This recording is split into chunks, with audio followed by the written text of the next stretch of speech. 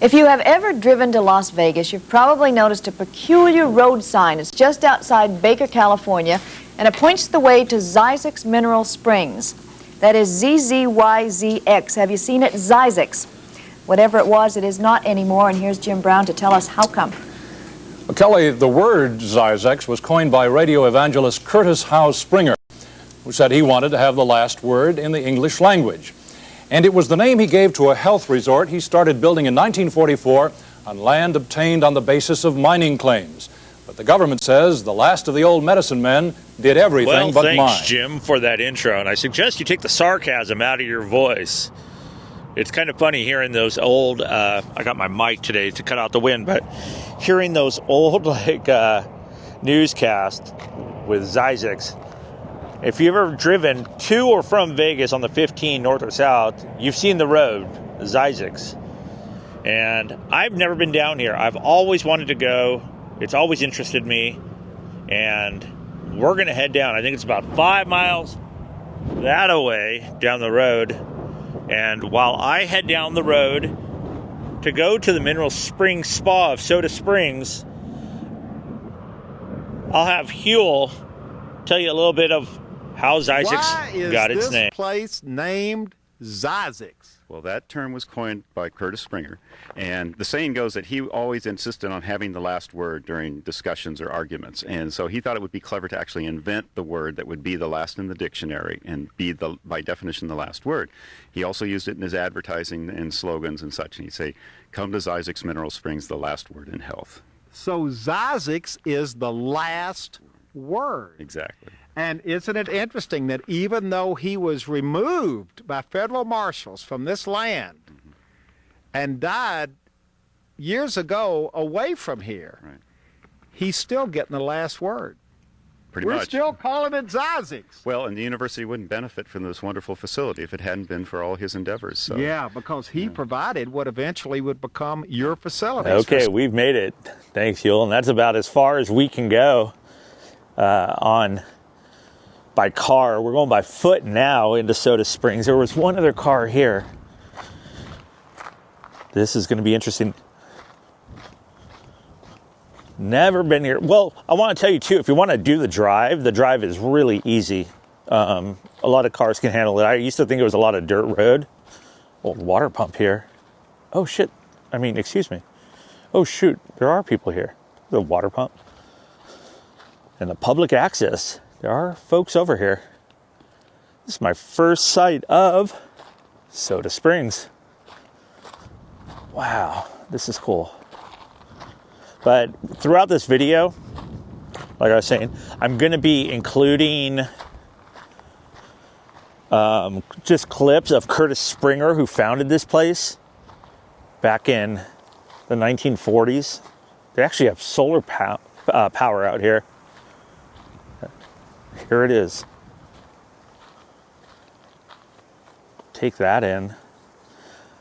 So now it's owned by the college.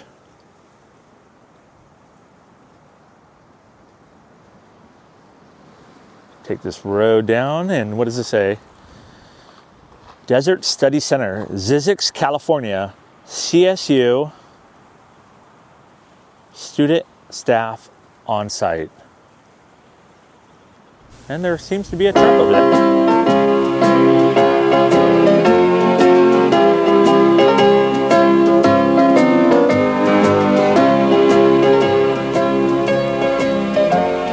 It was hard to hear of Curtis Howe Springer and his Zzyzx Mineral Springs.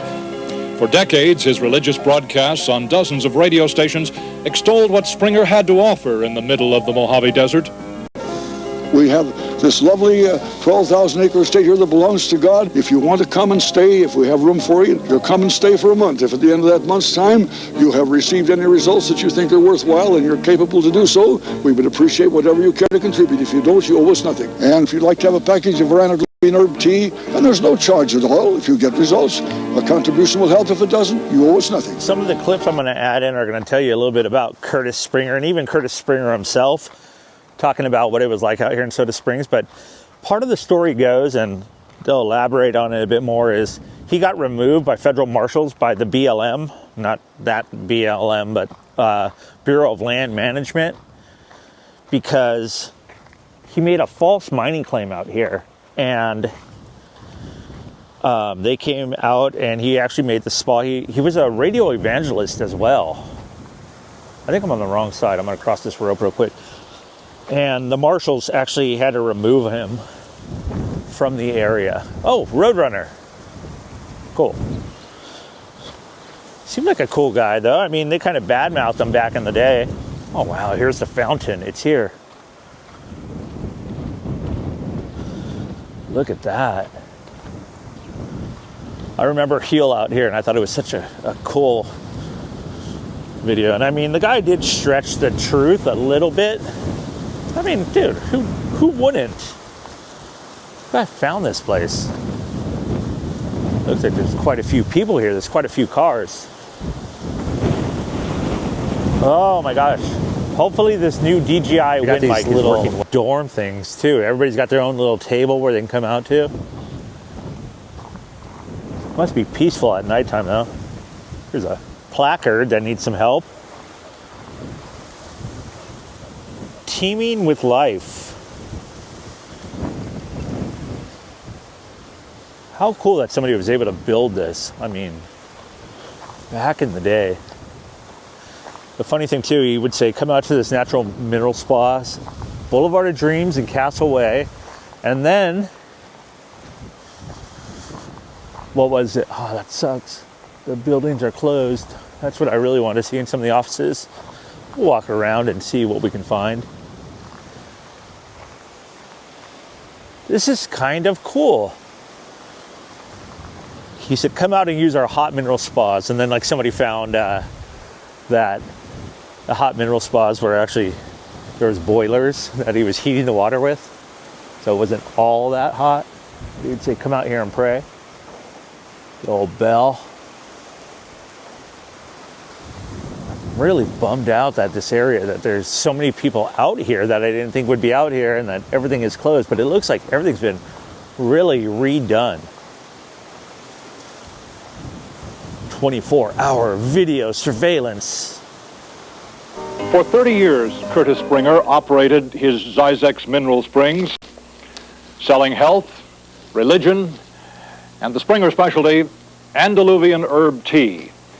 But then the troubles with the government over who owned the land finally caught up with him in 1974, and he was evicted.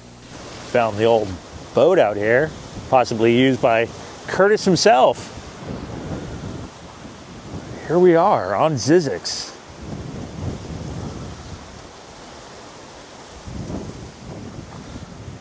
Rattlesnakes, of course. It gets pretty warm out here, but you can see there's a dry lake bed that we're on. And the train used to come through here too. Oh my gosh, it's about 40 degrees outside today. Oh my gosh, it is chilly. We're out in Zzyzx. I'm excited. I'm trying my Osmo. It's windy. It's holding up on the tripod so far with this wind. That's a big gust. Okay. But yeah, Curtis Springer started this back in the 40s. Really, it seemed like he had good intentions. These people obviously wanted it. It's weird that he would have done this and people like badmouthed him back in the day. It seemed like he had really good intentions. And I mean, he was far enough from everyone where he really wasn't causing any problems. But the federal government came in and they just wanted it back. They didn't.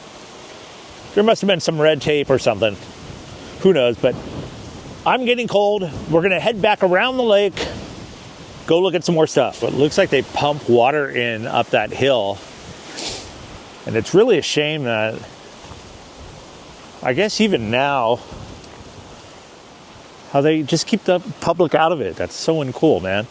They could make it a little more, they could share it. I want to see the old bathhouses, and I'll walk over here again by the main building. Or I want somebody to just kind of come outside and ask what I'm doing and say, come on, do you want to see something? You made your way down the road and way, way out there. I don't know if you can see, but you can see the 15. I'd say it's maybe about a 5-minute drive. So I was always sketched out by it. I always thought there was something I don't know what I thought was going on over here, but it seems kind of scary in the name itself, Zzyzx. So, oh, here comes somebody. Maybe we can talk to them. Seems like they didn't want to talk much, but I think a lot of like the clips I put in will show. These are all like private little residences now for the college students that are living out here. Not bad to spend a semester out here, that's for sure. I'd enjoy it. I'd enjoy a weekend out here if they'd let me. Go look at this one more time before we hit the road. It looks pretty deep too. Dang, that is so cool, that old fountain.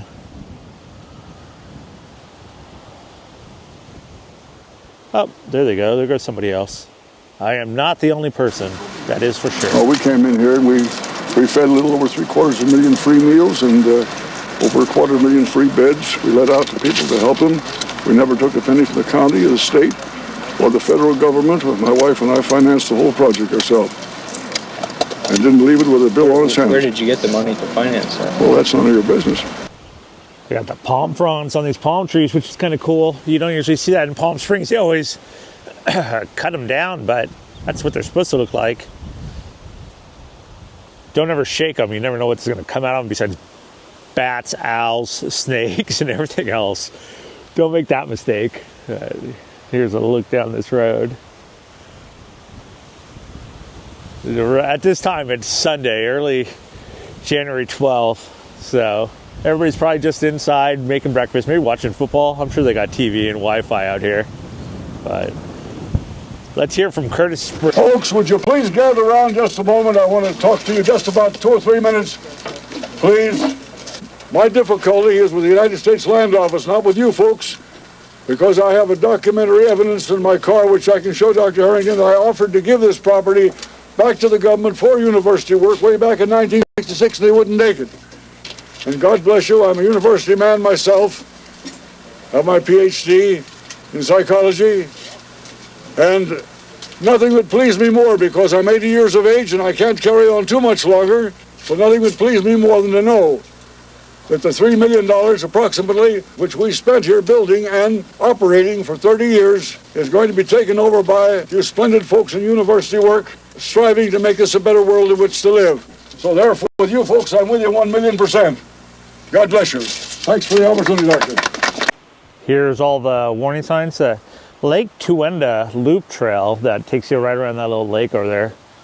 Very easy and small, so if you do come out here and you just want to get off the road for a minute, going in to Las Vegas or out to LA, you know, kids can do it. I think pretty much anybody can. It's just all flat and walking. Just this is the road you're dealing with. It is cold and windy. See what it's like with the wildfires back in California. So I think that's going to do it. I'm going to put another clip of Curtis, or maybe the news, those weirdos. I don't know what channel that was from where I found that clip, but it was a funny clip, so I just wanted to insert it and add the video. But that's cool. 47 years I've wanted to come down this road and see what lied beyond Zzyzx. This is it. It's cool. I saw the video with HUELL. I've seen people talk about it, and I thought it was going to be more of an abandoned adventure coming down here, which it's obviously being used by the college.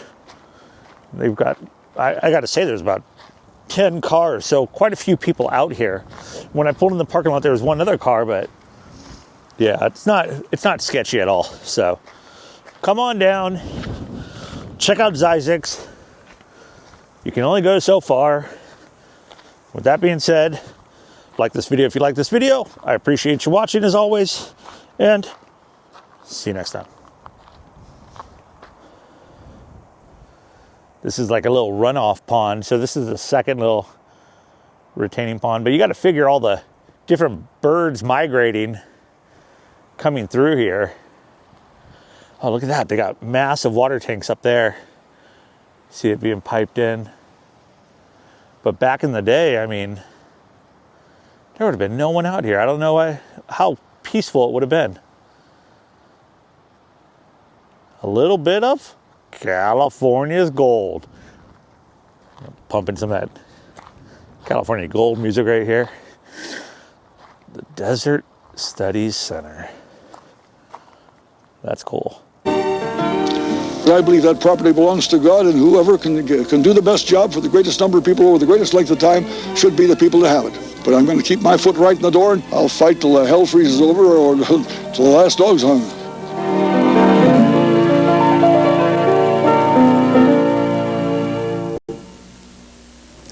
Well, according to the Bureau of Land Management, legally, hell has frozen over, the last dog has been hung, and Springer will never get Zzyzx back.